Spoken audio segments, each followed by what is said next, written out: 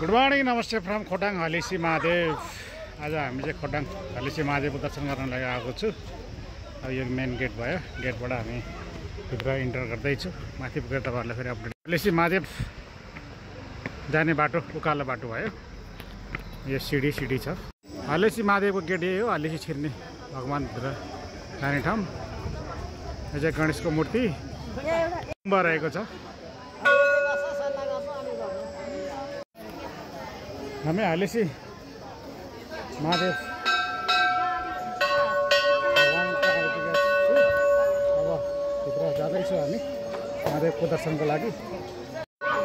हलेसी महादेव तल गुफामा विराजमान हुनुहुन्छ। हामी तलतिर जाँदैछौँ। यो हजुरहरूले देखेर सक्नुहुन्छ महादेवको गुफा, मेन गुफा तल रहेको छ।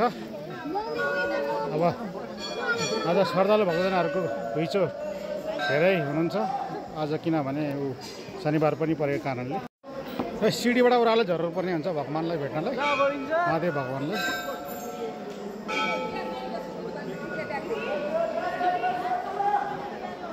गोवामा चाहिँ पार्वती माता विराजमान हुनुहुन्छ।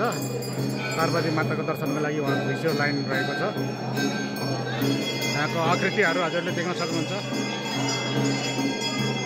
महादेव भगवान तल विराजमान हुनुहुन्छ, हजुरहरूले देख्न सक्नुहुन्छ।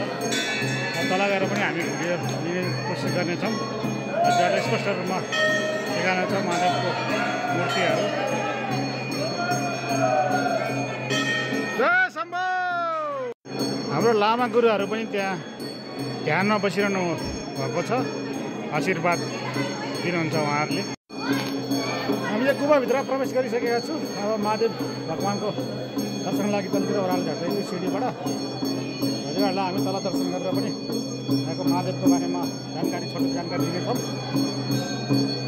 हलेसीको गुफा महादेव भगवान विराजमान हुनुहुन्छ। हजुरहरूले टाढाबाट दर्शन गर्नु होला। अब यो गुफाको आकार यो रहेको छ।